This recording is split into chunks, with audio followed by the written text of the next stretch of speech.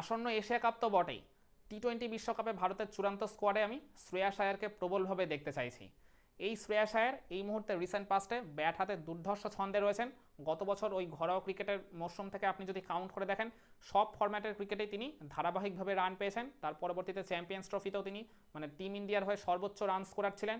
আইপিএলেও bat হাতে দুর্ধর্ষ ছন্দে ছিলেন, বলতে পারেন জীবনের অন্যতম সেরা ছন্দে বা একবারে পিক ফর্মে রয়েছেন শ্রেয়াস আয়ার। তার এই ভালো ফর্মটাকে আমরা যদি এই মুহূর্তে কাজেই লাগাতে না পারি, তাহলে এর পরবর্তীতে আমাদের কিন্তু প্রবল আফসোস বা আক্ষেপ করতে হলেও হতে পারে। অনেকে বলছেন যে ভারতের এই স্কোয়াডটা যেহেতু অলমোস্ট ফিক্স হয়ে গেছে, টি-20 সাইডটা যেহেতু আর নতুন করে জায়গা দেওয়ার মতো কেউ নেই, সেই কারণে ভারতের ওই 15 বা 16 জনের চূড়ান্ত স্কোয়াডে শ্রেয়াস আয়ার আর জায়গা নাও পেতে পারেন। কিন্তু আমি মনে করি স্টিল শ্রেয়াস আয়ারের তার পারফরমেন্সের বা তার রিসেন্ট পাস্ট ফর্মের পয়েন্ট অফ ভিউ থেকে যদি সিলেক্টররা একটু জাজ করে দেখেন, তাহলে তারা চাইলেই কিন্তু শ্রেয়াস আয়ারকে এই স্কোয়াডে জায়গা দিতেই পারেন। খেয়াল করে দেখুন, ভারতের এই যে রিসেন্ট পাস্ট টি-20 স্কোয়াডটা যে অলমোস্ট আর কি গঠন হয়েই গেছে, টপ 6 বা টপ 7 ব্যাটিং অর্ডারের দিক থেকে আপনারা যদি কাউন্ট করে দেখেন, তাহলে একমাত্র ক্যাপ্টেন সূর্যকুমার আর হার্দিক পান্ডিয়া, এই দুজন ছাড়া আর সবাই কিন্তু মোটামুটি এক প্রকার অনভিজ্ঞই। ইন্টারন্যাশনাল ক্রিকেটে তাদের কিন্তু খুব বেশি খেলার অভিজ্ঞতা নেই।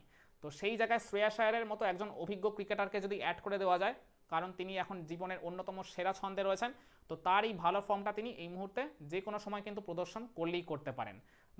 যেহেতু অভিজ্ঞতার অভাব রয়েছে, যে কোনো ক্রিকেটার যে কোনো সময় কিন্তু পাস স্লিপ করতেই পারেন, তাদের ওই ব্যাট প্যাচ প্রবলভাবে কিন্তু যে কোনো মুহূর্তে চলে আসতেই পারে। সেটা তিলক ভার্মার ক্ষেত্রেও হতে পারে, রিঙ্কু সিংয়ের ক্ষেত্রেও হতে পারে, কিংবা ওপরের দিকে ওই সঞ্জু স্যামসন কিংবা অভিষেক শর্মার ক্ষেত্রেও হতে পারে।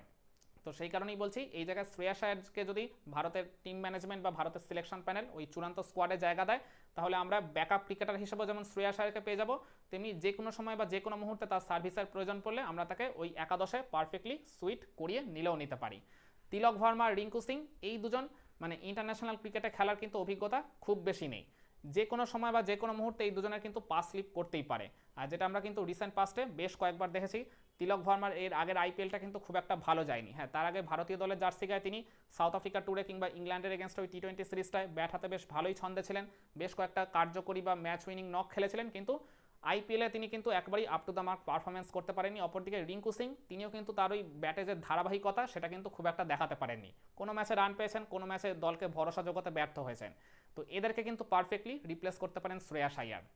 শ্রেয়াস আয়ারে যদি বেঞ্চে থাকেন, তাহলে এই দুজন ক্রিকেটার যে কোনো সময় বা যে কোনো মুহূর্তে অফ ফর্মে পড়লেও শ্রেয়াস আয়ার তাদেরকে কিন্তু পারফেক্টলি রিপ্লেস করতে পারেন। আর শ্রেয়াস আয়ার যে ব্যাট হাতে কীরকম কামালজনক ইনিংস খেলতে পারেন, কীভাবে যে দলকে ভরসা দিতে পারেন, সেটা তিনি লাস্ট আইপিএলে আবারও প্রমাণ করে দেখিয়ে দিয়েছেন। আর তার উপর ভারতের, আমি ওই যে বলছিলাম অভিজ্ঞতার অভাব রয়েছে, মিডিল অর্ডারে যদি শ্রেয়াস আয়ারকে ফিট করে দেওয়া যায়, তাহলে যেসব পার্টিকুলার ম্যাচে ইন্ডিয়া শুরুর দিকে ধরুন যদি কোনো ব্যাটিং কোলাপস হয়, ওই 50-60 রানের মধ্যে 3-4টা উইকেট খুঁয়ে ফেললো টিম ইন্ডিয়া, তখন এই পার্টিকুলার ম্যাচগুলোতে এই অভিজ্ঞতার কিন্তু খুব প্রবলভাবে প্রয়োজন পড়ে। আর যে জিনিসটা আমাদের আবারও চোখে আঙ্গুল দিয়ে দেখে গেছে এই সাউথ আফ্রিকার অস্ট্রেলিয়ার মধ্যেকার রিসেন্ট পাস্ট এই টি-20 সিরিজটা, খেয়াল করে দেখবেন সাউথ আফ্রিকাও কিন্তু 3টা ম্যাচেই প্রথম 3টা উইকেট খুবই কম সময় বা কম রানের ব্যবধানে হারিয়ে ফেলেছিল, কিন্তু ওই জায়গাতে তাদের ইনিংসটা রিবিল্ড করার কাজটা করেছিলেন ওই ত্রিস্টান স্টাফস। হ্যাঁ, অন্য ব্যাটাররা তার সাথে যারা খেলেছিলেন ওই ডেভাল ব্রেভিস কিংবা রায়ান রিকেলটন, তারাই মূলত রান তোলার বা ঝড় তোলার মূল কাজটা করেছিলেন, কিন্তু তারা ওই ঝড় তোলার কাজটা করতে পারতেন না যদি উইকেটের এক পাশ আগলে রেখে ত্রিস্টান স্টাফস ওই অ্যাঙ্করিং বা হোল্ডিং রোলটা প্লে করতেন। ওই ভরসা দেওয়ার মতো একজন ব্যাটারের কিন্তু খুবই প্রয়োজন পড়ে। আর ভারতীয় দলে যে কাজটা একদম পারফেক্টলি করতে পারেন ওই শ্রেয়াস আয়ার, তিনি শুধু হোল্ডিং রোলই প্লে করতে পারেন না, তিনি আবার টিম ডেভিড কিংবা গ্লেন ম্যাক্সওয়েলের মতো পাল্টা কাউন্টার অ্যাটাক করে শেষের দিকে প্রতিপক্ষ বোলারদের জাস্ট ছাড়খাড় করে দিয়ে টিমের রানটাকে যথেষ্ট ব্যালেন্সড অবস্থায় নিয়ে যেতে পারেন। তো সেই কারণেই বলছি, শ্রেয়াস আয়ারের অভিজ্ঞতাটাকে বা তার এই রিসেন্ট পাস্টে তিনি যে ফর্মের পিকে রয়েছেন, তার এই ভালো ছন্দটাকে এই আসন্ন এশিয়া কাপে আর পরবর্তীতে টি-20 বিশ্বকাপে ভারতের টিম ম্যানেজমেন্টের বা সিলেকশন প্যানেলের প্রবলভাবে কাজে লাগানো উচিত। শ্রেয়াস আয়ার যদি দলে থাকে, তাহলে টিমের ব্যালেন্সটা যেমন অনেকটা বাড়বে, ক্যাপ্টেনের হাতেও বাড়তি অপশান যোগ হবে। আর কোনো ক্রিকেটার খারাপ ফর্মে বা ব্যাট প্যাচে যদি বাই চান্স পড়েও যান টুর্নামেন্টের মাঝপথে, তাহলে ভারতের ওই টিম ম্যানেজমেন্টকে ওই টুর্নামেন্টের মাঝপথে আর উদ্বিগ্ন হতে হবে না। এই জায়গায় শ্রেয়াস আয়ারের শরণাপন্ন হলেই তিনি তার বেস্ট আউটপুটটা ডেলিভার করে ভারতকে ম্যাচ জেতাতে রেগুলারলি সাহায্য করবেন বলেই আমার বিশ্বাস। একমত হবেন আপনারা আমার এই পয়েন্টগুলোর সাথে? কমেন্টে জানান।